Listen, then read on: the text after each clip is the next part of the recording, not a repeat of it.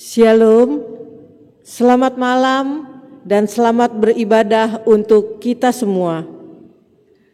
Mari kita persiapkan hati dan pikiran kita untuk menghadap Tuhan dan menyembah-Nya, serta memuliakan nama-Nya. Karena begitu besar kasih-Nya bagi kita sampai saat ini. Pemberitaan firman pada malam hari ini akan disampaikan oleh Diaken Bapak Andi Indrayana. Untuk itu mari kita bangkit berdiri dan memuji Tuhan dari Gita Bakti 4 baitnya yang pertama.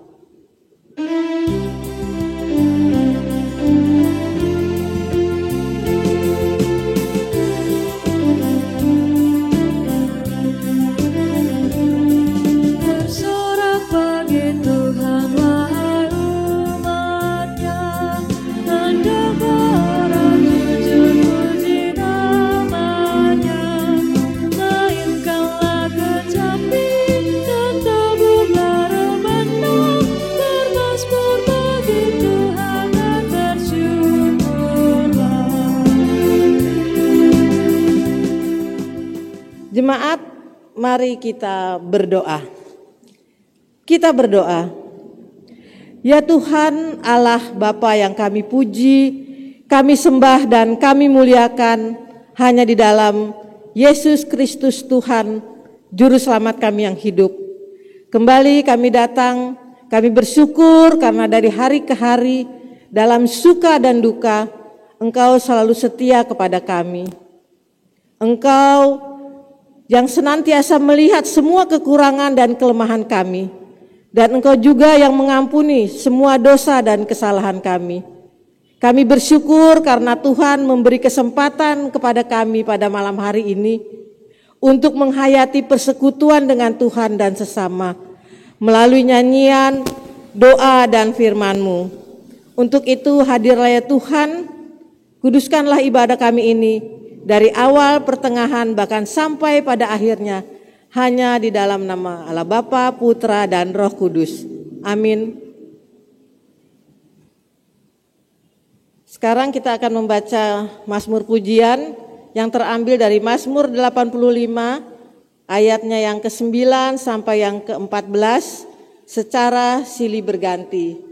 Saya membaca huruf yang cetak keluar dan Bapak Ibu huruf cetak yang ke dalam. Kita mulai. Aku mau mendengar apa yang hendak difirmankan Allah Tuhan. Bukankah Ia hendak berbicara tentang damai Kepada umat-Nya dan kepada orang-orang yang dikasihi-Nya, supaya jangan mereka kembali kepada kebodohan? Sesungguhnya keselamatan daripadanya dekat pada orang-orang yang takut akan Dia. Sehingga kemuliaan diam di negeri kita. Kasih dan kesetiaan akan bertemu. Keadilan dan damai sejahtera akan bercium-ciuman. Kesetiaan akan tumbuh dari bumi. Dan keadilan akan menjenguk dari langit. Bahkan Tuhan akan memberikan kebaikan. Dan negeri kita akan memberi hasilnya. Keadilan akan berjalan di hadapannya. Dan akan membuat jejak kakinya menjadi jalan.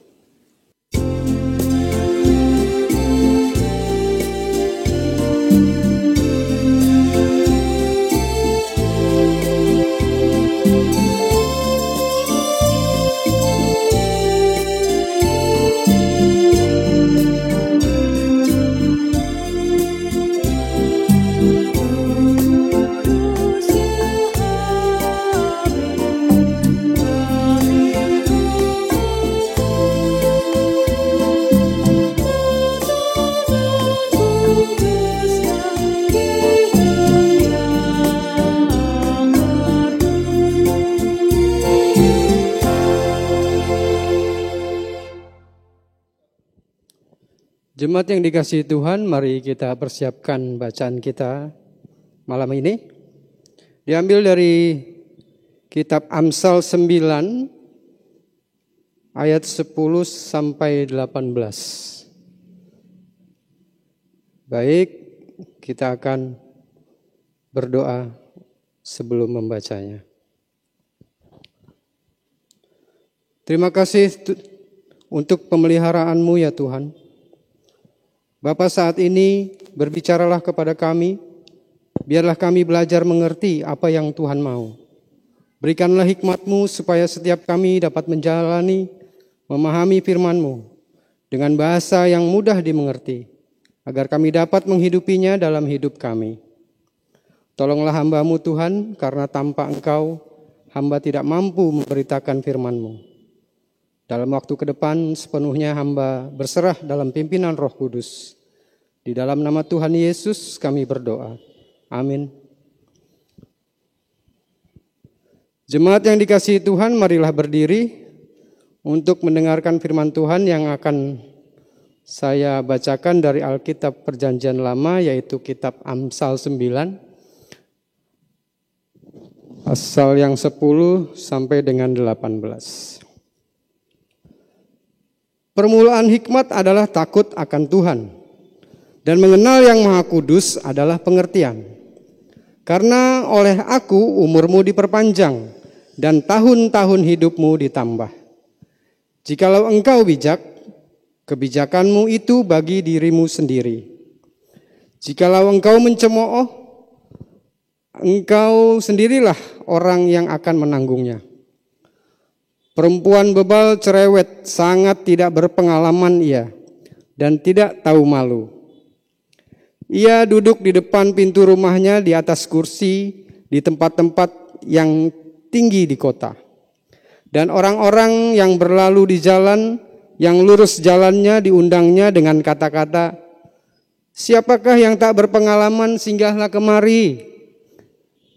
Dan kepada orang yang tidak berakal budi katanya, "Air curian manis dan roti yang dimakan dengan sembunyi-sembunyi lezat rasanya." Tetapi orang itu tidak tahu bahwa di sana ada arwah-arwah dan bahwa orang-orang yang diundangnya ada di dalam dunia orang mati. Demikian jauh pembacaan firman. Berbahagialah orang yang mendengar dan mau merenungkannya. Haleluya.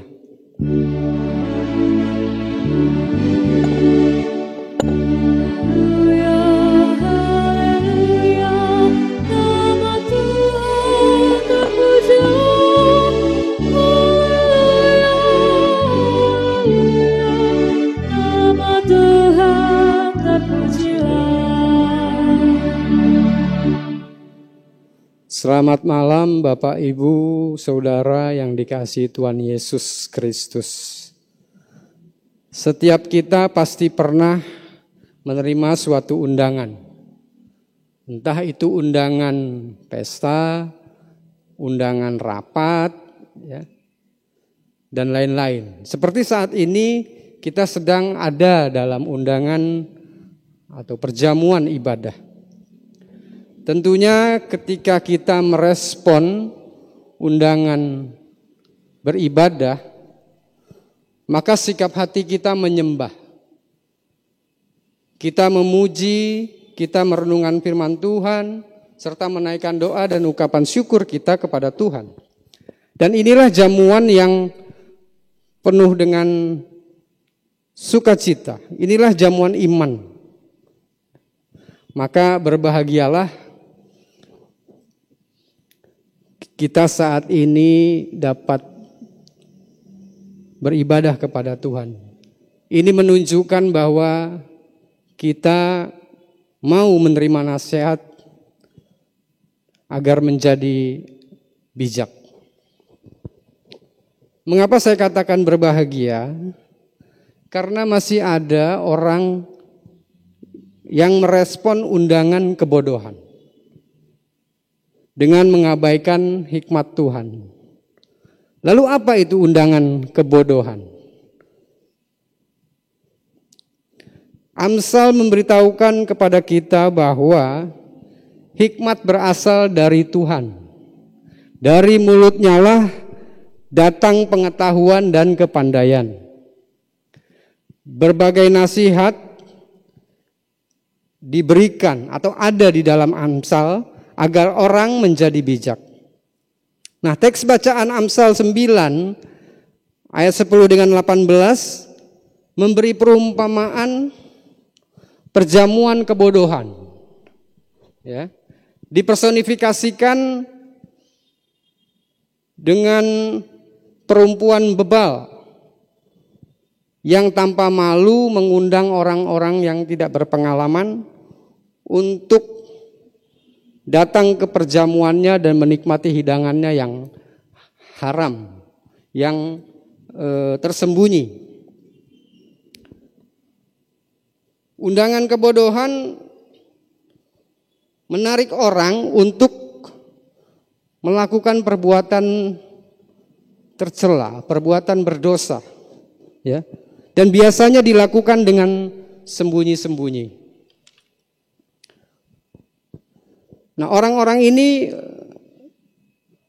mengumbar hawa nafsu kefasikan, nafsu seksual, ya. Bahkan berperilaku bebal. Mencemooh kekudusan, ya. Kesenangannya hanyalah untuk kesenangan yang sesaat daripada untuk mencari hikmat Allah. Maka firman Tuhan katakan pada Amsal 9 di ayat 18b, dan bahwa orang-orang yang diundangnya ada di dalam dunia orang mati. Nah, jemaat yang dikasihi Tuhan, mengapa masih ada orang yang merespon undangan kebodohan dan mengabaikan hikmat Tuhan? Salah satu indikatornya adalah tidak memiliki rasa takut akan Tuhan. Ada rasa takut yang negatif atau salah. Orang yang memiliki rasa takut yang negatif adalah orang yang tidak berani melangkah dengan iman. Di dalam 2 Timotius 1 ayat 7 dikatakan, sebab Allah memberikan kepada kita bukan roh ketakutan, melainkan roh yang membangkitkan kekuatan, kasih, dan ketertiban. Nah, jemaat yang dikasihi Tuhan, banyak orang bukan takut akan Tuhan, tetapi takut yang lain gitu. Takut gagal, takut mencoba, ya, takut mati.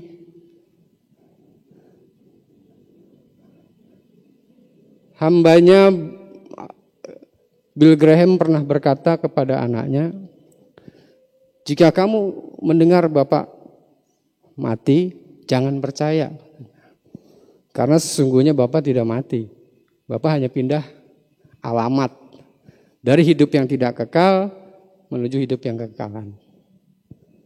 Gitu. Nah, itu salah satu kenapa nggak usah takut mati. Gitu. Jemaat yang dikasihi Tuhan Yesus Kristus, rasa takut akan Tuhan harus ada dalam diri setiap orang percaya. Ya. Apalagi dia pelayan Tuhan. Apalagi dia hamba Tuhan, pendeta. Lebih-lebih harus takut, harus memiliki rasa takut akan Tuhan.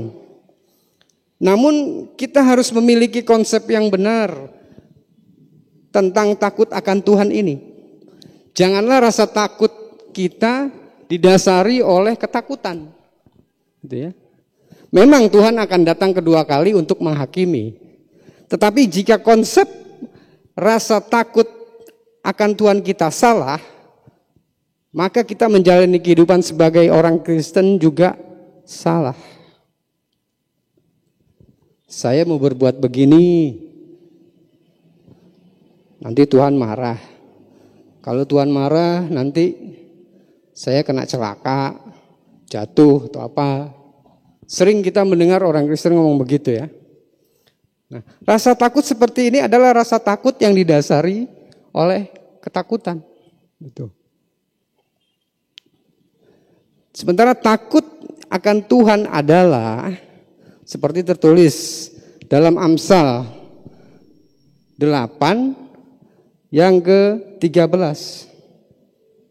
Takut akan Tuhan ialah membenci kejahatan. Aku benci kepada kesombongan, kecongkakan, tingkah laku yang jahat, dan mulut penuh tipu muslihat. Nah, kita bisa lebih perjelas atau detailkan pengertian ini, bahwa takut akan Tuhan adalah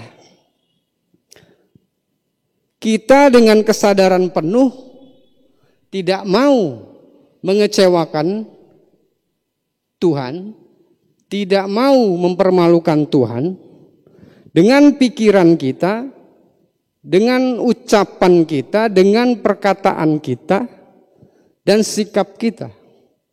Baik dilihat orang maupun tidak dilihat orang. Jemaat yang dikasihi Tuhan, banyak orang Kristen ketika dia sendirian, baik ya lagi sendirian atau dia di luar kota atau di luar negeri gitu ya, bertransaksi bisnis dan sebagainya, sikap dan perbuatannya tidak mencerminkan takut akan Tuhan. Maka jangan heran mereka akan merespon ke undangan kebodohan, ya.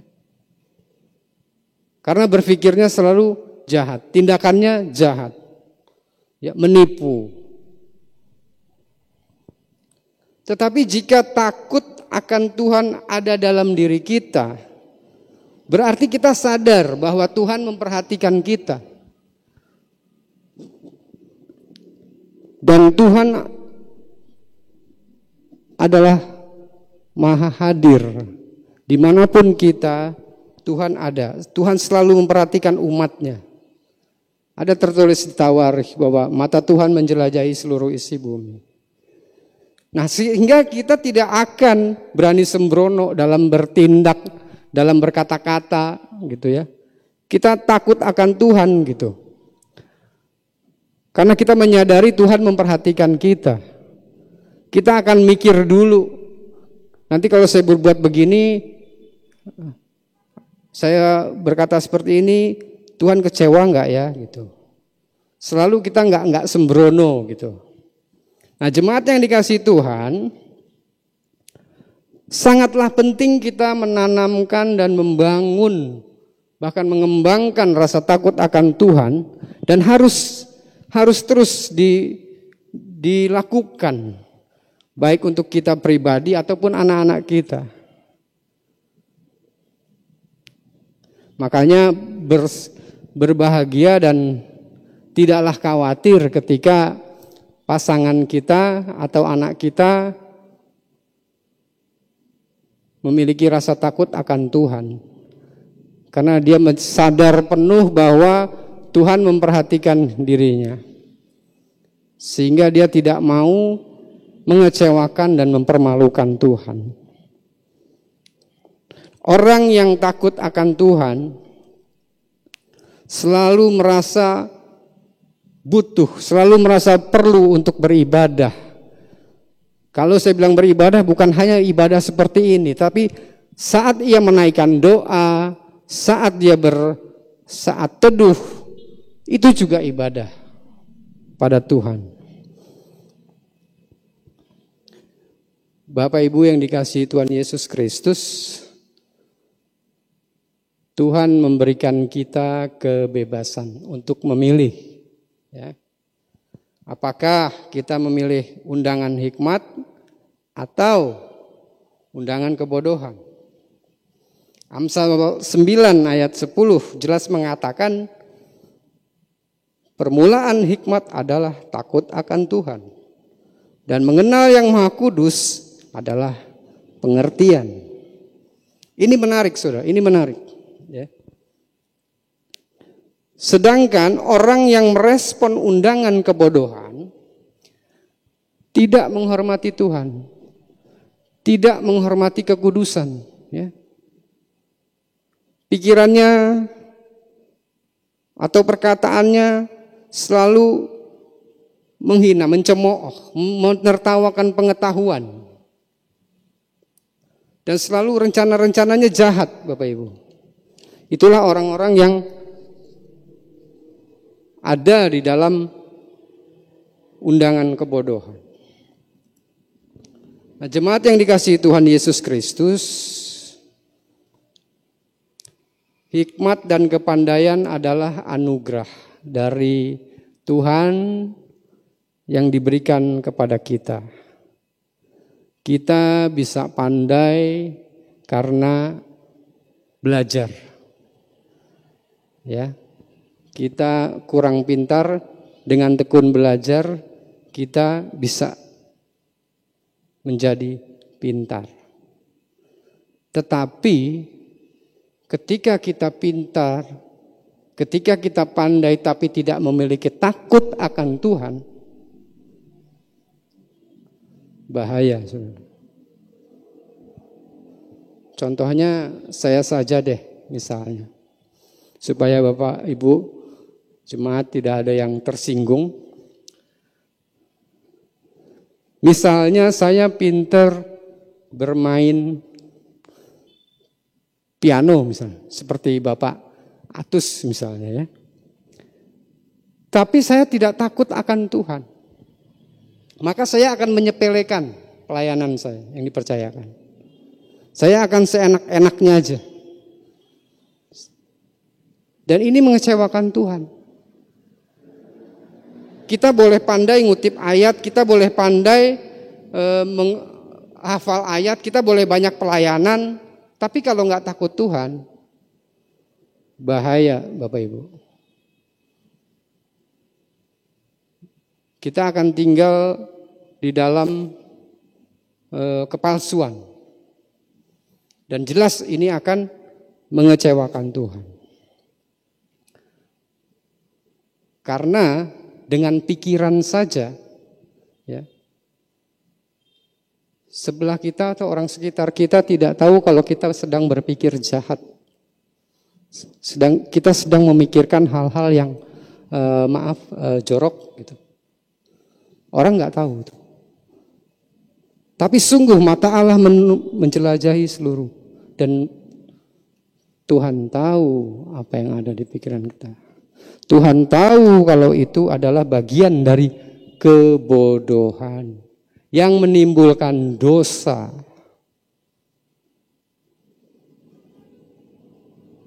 Saya pernah katakan di beberapa bulan lalu, ya, janganlah kita tinggal di dalam dosa. Tinggal dalam dosa bukan berarti kita selalu melakukan hal-hal yang ini. Tapi tanpa kita sadari, ya, sesuatu pun membuat kita bisa tinggal dalam dosa. Misalnya saya terbuka saja, misalnya HP kita, email kita, laptop kita. Kita dan Tuhan yang tahu kalau di situ di dalamnya ada hal-hal yang membuat kita selalu terayun-ayun di dalam dosa, menikmati dosa. Bodohlah kita. Termasuk kita lah orang yang merespon, yang memenuhi panggilan kebodohan itu. Nah, jemaat yang dikasihi Tuhan Yesus Kristus, kalau kita mau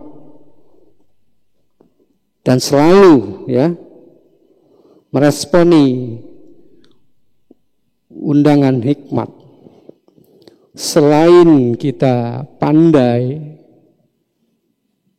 kita juga beroleh pengertian. Jadi belum tentu orang yang pandai memiliki hikmat, tapi orang yang berhikmat pasti pandai. Hidupnya diberkati dan menjadi berkat. Memang seringkali kita sulit, ya, dalam menentukan pilihan karena kondisi atau situasi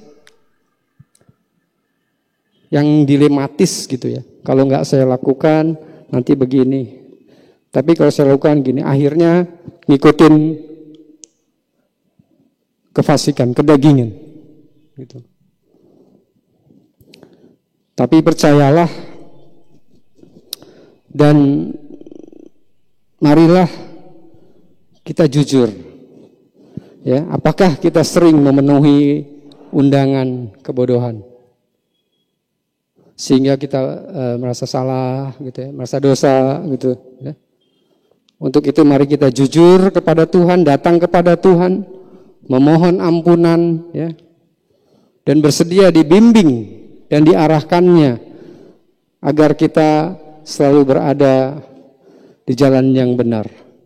Agar kita tidak menjadi orang yang bebal. Amin.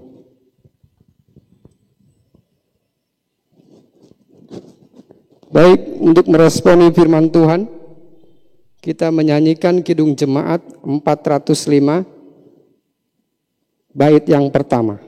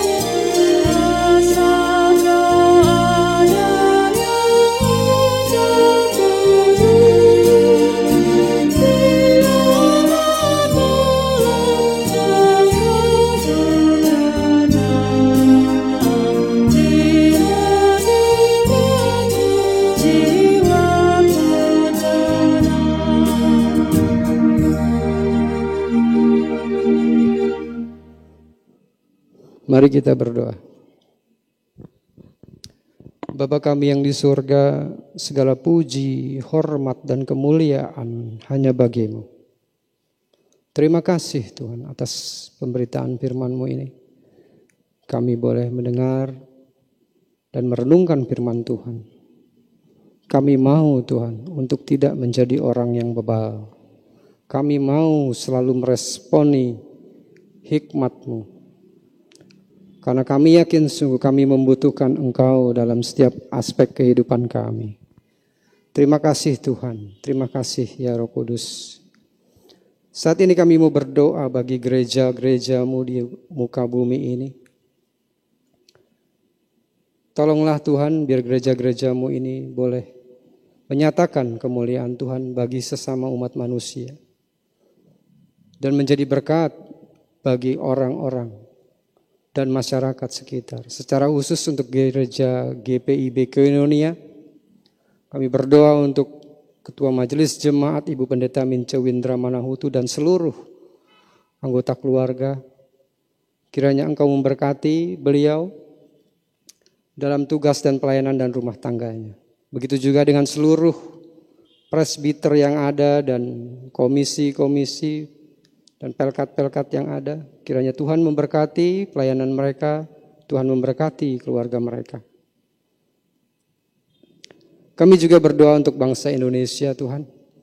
Engkau memang pemilik otoritas tertinggi dan Engkau yang maha kuasa. Namun Engkau telah mendelegasikan kepada para pemimpin bangsa Indonesia untuk menavigasi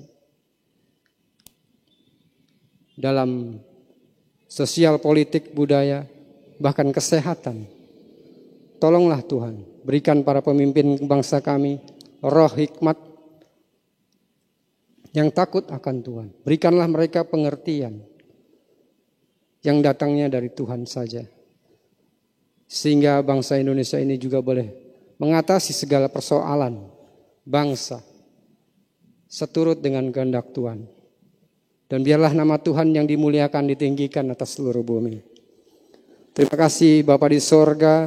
Kami berdoa juga untuk jemaat-Mu yang sedang sakit atau lemah jasmani, bahkan mungkin lemah rohani, kami mohon Tuhan belas kasihan Tuhan. Tuhan mau sembuhkan. Tuhan mau pulihkan. Dan Tuhan memberikan kesadaran kepada mereka. Apabila mereka memang salah, sehingga mereka boleh merasakan sakit dalam tubuhnya, ataupun merasakan kelemahan iman pada diri mereka. Tuhan mau ingatkan mereka, Tuhan mau balikkan mereka kepadamu untuk bertobat dan memohon ampunan kepada Tuhan. Sehingga Tuhan akan memulihkan sakit, baik itu jasmani dan rohani. Untuk jemaat kami semua di sektor-sektor ini ya Tuhan. Terima kasih Tuhan ya Allah Bapa yang Maha Mulia. Inilah doa dan ucapan syukur kami yang kami naikkan di dalam nama Tuhan Yesus Kristus yang telah mengajar kami berdoa. Bapa kami yang di sorga, dikuduskanlah namamu, datanglah kerajaanmu, jadilah kehendak-Mu di bumi seperti di sorga. Berilah kami pada hari ini makanan kami yang secukupnya, dan ampunilah kami akan kesalahan kami, seperti kami juga mengampuni orang yang bersalah kepada kami. Dan janganlah membawa kami ke dalam pencobaan, tetapi lepaskanlah kami daripada yang jahat.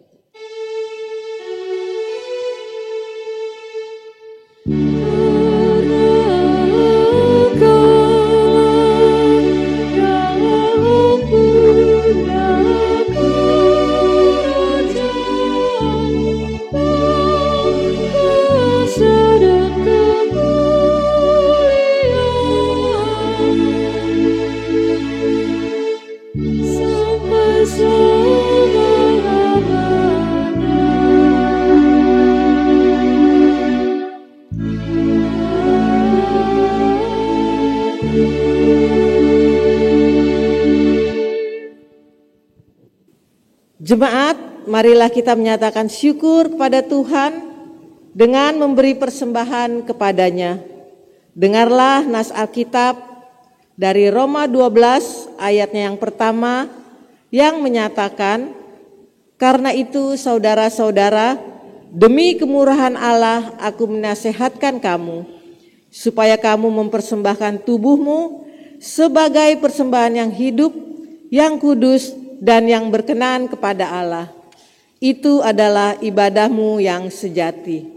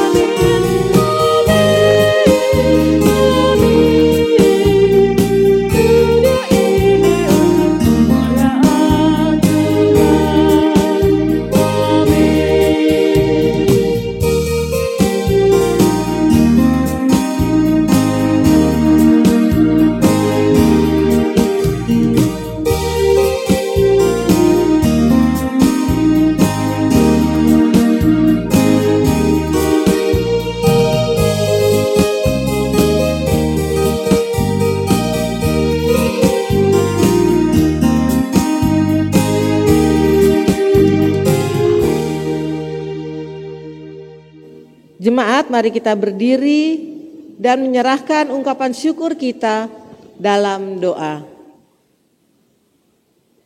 Ya Tuhan, terimalah persembahan syukur kami, yaitu umat yang telah Engkau selamatkan. Jadikanlah persembahan syukur kami ini sebagai berkat bagi sesama dan bagi pembangunan tubuh Kristus. Dalam nama Tuhan Yesus kami bersyukur. Amin. Jemaat tetap berdiri. Keluarga yang terkasih, kembalilah dalam kehidupanmu sehari-hari. Lakukanlah firman Tuhan yang telah kita dengar. Nyanyian jemaat, Kidung Jemaat 410 bait pertama.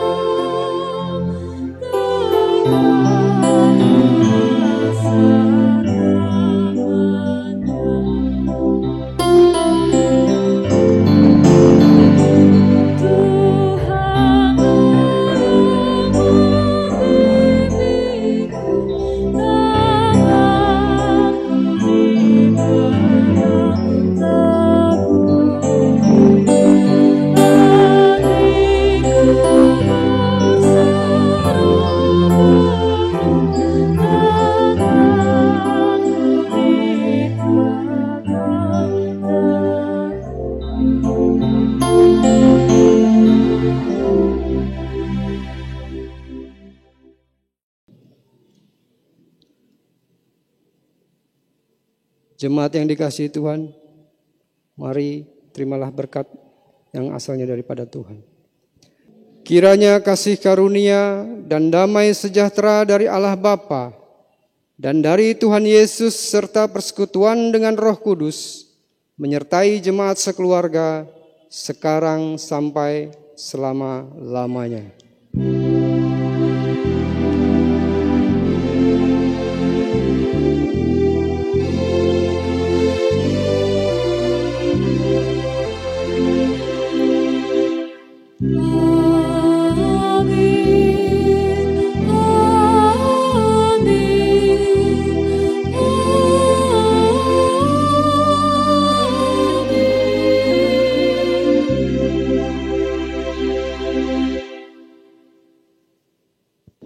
Selamat malam jemaat sekeluarga, selamat beristirahat, tetap jaga kesehatan, dan yakinlah Tuhan Yesus Kristus senantiasa menyertai kita.